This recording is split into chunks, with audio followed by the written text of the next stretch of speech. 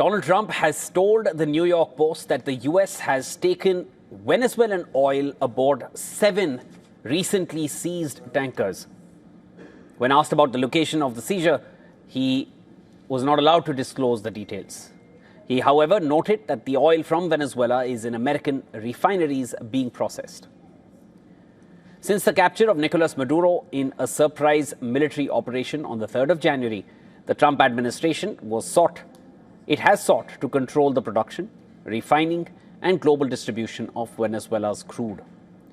The U.S. plans to sell up to 50 million barrels of Venezuelan oil at a marketplace.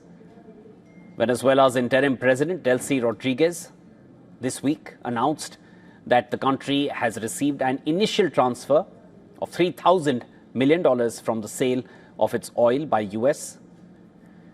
She also spoke about starting a dialogue with the opposition party in Venezuela to reach common good. Despite our differences, we must speak to each other with respect. Despite our differences, we must come together and reach agreements.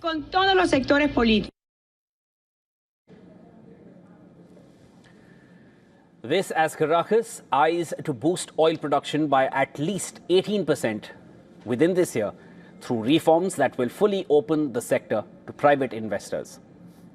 Now, the country's interim president, Delcy Rodriguez, proposed the legislative reforms last week, and it passed a first reading in Parliament on Thursday. The South American nation produces around 1.2 million barrels per day and sits on about 1/5 of the world's oil reserves.